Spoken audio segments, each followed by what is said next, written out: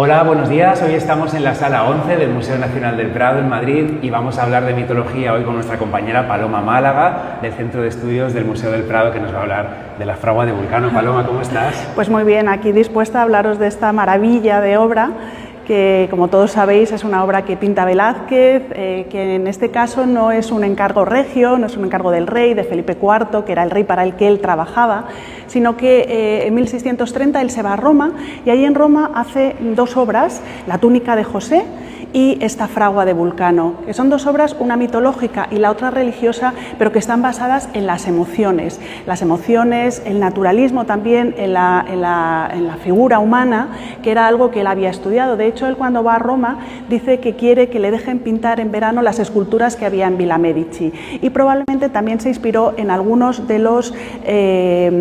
los trabajadores que estaban allí en la Embajada de España en Roma, que es donde él se aloja en primera instancia, y entonces les debió pedir que posaran para él para poder hacer ese catálogo de emociones. Era el primer viaje a Italia que hacía Velázquez. Era el primer viaje a Italia que hacía, luego hará otro en 1649, pero ahora estamos en 1630, que es cuando hace esta maravilla. De hecho, como os decía antes, no es un encargo del rey y él lo pinta, bueno, pues por decisión propia. Ya había conocido, esto es muy importante, ya había conocido a Rubens, porque Rubens viene a España en misiones diplomáticas 1628-1629, aprende mucho de él. Pero vamos a la mitología, vamos a la historia mitológica, que ya sabéis que me encanta. La mitología son esos relatos que primero se difundieron con tradición oral, pero luego Hesíodo, Homero, en el siglo VIII a.C., pues ya los recogen en textos. Y luego tenemos también a otro escritor importantísimo, que es Ovidio. Ovidio es el escritor de cabecera, diríamos ahora, de pintores como el propio Rubens y como Velázquez también. Velázquez había hecho anteriormente casi todo historias religiosas. Debió ser Rubens el que le dice: ¿por qué no abres esa vía para recrear eso que tanto te gusta de la narración pictórica a través de la mitología? ¿Y qué nos cuenta esta historia? Esta historia fascinante, desde luego. La mitología está llena de esos ingredientes de celos, de amor, de conflictos entre todos los dioses. Mucho, ¿no? Y aquí hay mucho, sí, mucho tomate, que diríamos. Bueno, ¿quién era Vulcano? Vulcano, ya sabéis que la mitología es muy complicada, no solamente por la cantidad de personajes que tiene y todas las relaciones que tienen entre ellos, sino porque además tenemos dos nombres: el nombre romano, que en este caso es Vulcano, y el nombre griego, que es Hefesto. Hefesto era el dios del fuego y el dios de los volcanes también. De hecho, en griego, Hefesto quiere decir volcán. ¿Cuál es la historia de Vulcano? Vulcano era hijo de Hera. Hera era la esposa oficial de Zeus, el padre de los dioses, y Hera, harta de todos los amoríos que tenía Zeus uno tras otro, decide que va a tener un hijo en solitario, algo muy moderno. Entonces, bueno, pues tiene ese hijo en solitario, pero cuando nace Hefesto, o Vulcano, ve que es tan feo que no lo quiere ni ver y le arroja. Fijaros qué malvada era, que lanza a su hijo, que estuvo cayendo desde el Olimpo durante varios días hasta que aterrizó en la superficie del mar. Ese golpe que se propinó al caer al mar, pues le produjo una cojera, que si os fijáis es muy interesante cómo Velázquez en esa posición del cuerpo da la sensación también de que es una persona que tiene las caderas en distinto nivel, y que además también nos está hablando de que Velázquez pudo estudiar ese contrapuesto característico de las esculturas griegas. Claro, de las esculturas. Hablamos el otro día interesantísimo, del fauno. Sí, porque sí. Velázquez va recopilando información y va cogiendo ideas de todas partes. Bueno, pues este Vulcano se crió en la isla de Lemnos, que fue donde aterrizó, y allí se crió con las Nereidas, y allí aprendió y consiguió ser un virtuoso del trabajo del metal, con lo cual él siempre estaba en la fragua haciendo todos estos objetos que necesitaban los dioses. Es el que hace el casco invisible para Hades, es el que hace las flechas de Cupido, es el que hace el rayo de Zeus, y es el que hace tantos y tantos objetos.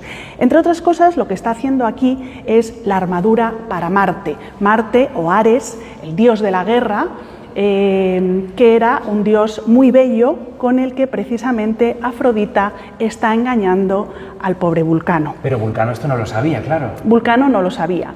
Apolo, es el cronista del Olimpo, ese dios del sol, que es el que nos anima en colorido la composición. Veis que está representado cerca de una ventana por donde entra esa luz.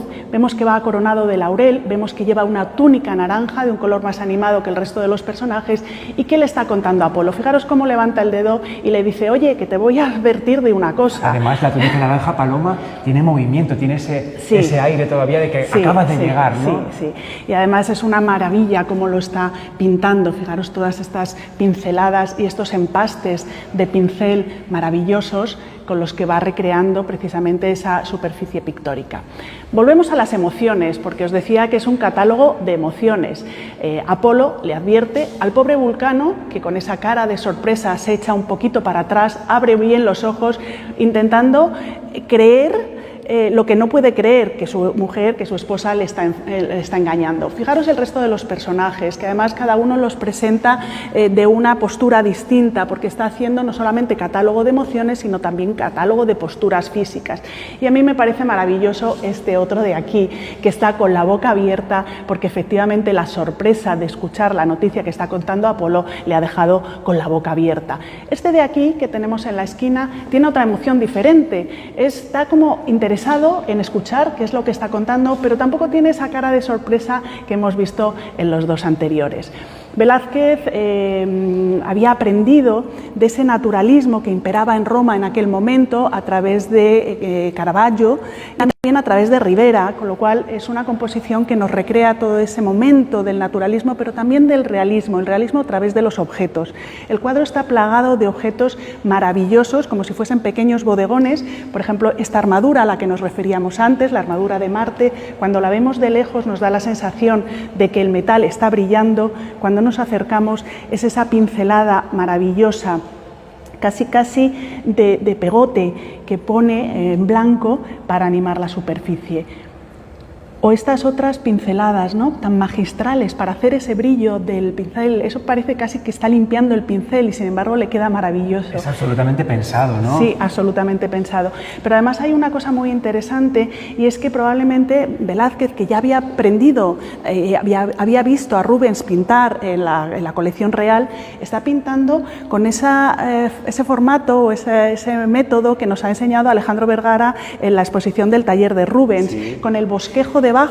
Esta pierna que vemos aquí está simplemente en fase de bosquejo, no le ha llegado a dar encima el color, simplemente es el volumen. Y sin embargo, pues vemos en esas otras zonas, como decía antes, de esta túnica naranja que ya ha animado la superficie con todas esas pinceladas. Pero fíjate también en este yunque, el yunque donde se trabajan los metales. Si no le hubiese puesto este pequeño puntito blanco, sería un objeto de madera. Con el punto blanco que nos pone, está animando la composición para que brillen los metales. Y fíjate qué bonita esa sandalia, en la que también vemos... Vamos a ver el punto blanco del yunque, ahí lo veis estupendamente. O la sandalia, una sandalia de estilo clásico o de inspiración clásica, en la que vemos también cómo con las tonalidades rosas va dando las carnaciones. Es una sandalia de inspiración clásica, pero con una técnica casi impresionista. A Velázquez se le puede considerar de alguna manera el pionero de los impresionistas, y aquí ya estamos viendo cómo va dando esas pinceladas muy rápidas. A mí me gusta mucho esta pincelada de aquí del yunque. Fijaros qué pincelada tan maestra, tan magistral. Nos ponemos a pintar y seríamos incapaces con una pincelada tan certera conseguir ese borde del yunque y que realmente refleje ese brillo del metal. Ahí está enfocado. Y estos empastes también, ¿no? Y cómo la colocación también de cada elemento nos introduce en la escena, porque este yunque que mencionabas, Paloma, en diagonal, nos hace entrar en la fragua, ¿no?, en esa especie de escenario que crea Exacto. Velázquez. O esa jarrita de ahí arriba, en la chimenea, que es una maravilla, y es de una modernidad asombrosa. La simpleza, la simplicidad con la que la pinta, maravillosa. Bueno, la historia acaba de Vulcano, que bueno, cuando le cuenta que su mujer ha sido sorprendida en adulterio, él decide que esto no va a quedar así. Entonces lo que hace es que teje una malla finísima para... Deja de hacer la armadura, ¿no?, que estaba haciendo. Deja de hacer la armadura que estaba haciendo, teje una malla finísima, metálica, y envuelve, va a sorprender a los dos amantes cuando estaban en adulterio, y les envuelve para que todos los dioses, el resto de los dioses, pudiese verlos. Bueno, esto no queda así, porque en la mitología hay muchas historias que al final son vengativas, eso que os decía antes de todos los ingredientes de celos y amor y tal. Cuando Hera le encarga un trono a Vulcano, hace un trono del que no se puede escapar. Entonces le pide ayuda para poder, el resto de los dioses le dicen que sí, que tiene que dejarle escapar a la pobre Hera, a Hera, que estaba enganchada ahí en ese trono, y le dice que para soltarla tiene que conseguir que él se case con Afrodita. Por eso es la historia de que el más feo de todos los dioses está casado con la más bella de todas las diosas. Hay otra historia que es muy divertida, la mitología no para nunca, no acaba nunca, y nos va enlazando unas historias con otras. Ovidio nos da historias fantásticas. Ovidio, efectivamente, autores, sí. Son unos relatos fascinantes. Bueno, pues Marte, cuando estaba con Afrodita, para intentar que pasase esto que nos cuenta Velázquez en el cuadro, para intentar que fuesen sorprendidos y que Apolo les viese y se lo fuese a contar a Vulcano, lo que hace es encargar a un soldado que tenía que vigilar para que nadie pudiese sorprenderles. ¿Qué pasó? Que ese soldado se durmió, y eso fue lo que hizo que no avisase a Marte cuando Apolo con su carro estaba recorriendo toda esa zona. Entonces Marte, muy enfadado, convirtió a ese soldado en gallo, y por eso los gallos cantan desde entonces la salida del sol. Cuando aparece Apolo, el gallo recuerda esta historia mitológica. Bueno, a partir de ahora, cuando escuchemos al gallo cantar, quienes tengan gallos cerca, un gallinero, pues nos acordaremos de ese soldado dormido. De ese soldado dormido. Al que Marte le pidió que no se durmiese. Bueno, pero gracias a ese soldado dormido tenemos esta maravilla, 1630, pintada por Velázquez, y desde luego inspiradora totalmente, y catálogo de emociones. Y la escultura clásica. Paloma, menuda clase, muchísimas gracias. Gracias a vosotros, y nada, seguimos. Hasta pronto. Hasta pronto, muchas gracias, Bernardo. Volvemos mañana. ¿Qué clase la de Paloma hoy? Estupenda. Volvemos mañana con un nuevo vídeo en directo como este que hacemos de lunes a viernes de 10 menos 10 a 10. Muchísimas gracias por seguirnos.